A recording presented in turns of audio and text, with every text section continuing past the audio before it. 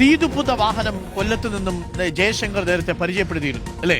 ആ തീതുപ്പുന്ന വാഹനം ഒരു കേസ് മാത്രമല്ല, ഇതാ വേറെയും കുറച്ച് ഡ്രാഗൺ വാഹനങ്ങളുണ്ട്, ഞങ്ങൾ കാണിക്കാം. ഓക്കെ, വാർത്താ ദാരിദ്ര്യമുള്ള കാര്യം മനസ്സിലാകും. പക്ഷെ പറയുന്ന കാര്യങ്ങൾ പറയേണ്ട രീതി പറഞ്ഞില്ലേ ആൾക്കാർ അത് വേറെ രീതി എടുക്കില്ലേ? ലോകത്തിലെ എല്ലാ ആൾക്കാരുടെയും കണ്ണുള്ള കാർ മോഡിഫിക്കേഷൻ കൾച്ചർ ഉള്ള ഒരു സ്ഥലമാണ് കേരളം. ഇവിടുത്തെ മീഡിയാസ് പൊക്കിക്കൊണ്ട് വന്നില്ലെങ്കിലും അങ്ങ് തളർത്താതിരുന്നൂടെ? ഈ തീ തുപ്പുന്ന ഡ്രാഗൺ കുഞ്ഞുങ്ങളെ കൊണ്ടൊക്കെ റോഡിൽ കൊണ്ടുവിട്ട് പൊതുശല്യമായിട്ട് ചെയ്താൽ ഓക്കെ, അതിന് നമുക്ക് പറയാനുള്ള റൈറ്റ്സ് ഉണ്ട്, നമുക്ക് തടയാം. പക്ഷേ ഓട്ടോ ഷോ, ശരിക്കും ഓട്ടോ ഷോ എന്താ? ഓട്ടോ ഷോ എന്ന് പറയുമ്പോൾ വിവിധ ഇനത്തിലുള്ള മോഡിഫിക്കേഷൻസ് ചെയ്ത വണ്ടികൾ നിരത്തി വരുന്ന ഒരു പ്രദർശനം. ഓട്ടോ ഷോയ്ക്ക് ഇതുപോലെ പൊട്ടുന്ന കാറുകളല്ലാതെ അതൊരു പ്രോപ്പർട്ടിക്കകത്ത് നടക്കുന്ന പരിപാടിയല്ലേ? റോഡിലിട്ടാണ് പൊട്ടിച്ച് ബഹളം ഉണ്ടാക്കി തീ തുപ്പിയതെങ്കിൽ നമുക്ക്, ഞാനും അതിനോട് യോജിക്കുന്നില്ല. പക്ഷേ പ്രോപ്പർട്ടിക്കകത്ത് കോളേജ് ഇതുപോലെ ഒരു ഫെസ്റ്റ് ആയിട്ട് നടത്തുന്ന, അല്ലെങ്കിൽ ഷോ ആയിട്ട് നടത്തുന്ന പരിപാടിക്ക് എന്താ പ്രശ്നം? ആർക്കാ ഇവിടെ പ്രശ്നം? ഇന്ത്യയിൽ ഏറ്റവും കൂടുതലും കാറുകൾ ബ്യൂട്ടിഫുൾ ആയിട്ട് മോഡിഫൈ ചെയ്ത് ക്ലീൻ ആക്കി കൊണ്ടു കിടക്കുന്ന ഒരു സ്റ്റേറ്റ് ആണ് നമ്മുടെ. അത്രയും പാഷനേറ്റ് ആയിട്ട് കാറൊക്കെ പൈസ ഇറക്കി മോഡിഫൈ ചെയ്യണമെങ്കിൽ തലയ്ക്ക് ഓളം ഉണ്ടായിട്ടല്ലല്ലോ. അതിനെ ഒന്നും പുകഴ്ത്താതെ തീ തുപ്പുന്ന ഡ്രാഗൺ കുഞ്ഞ്,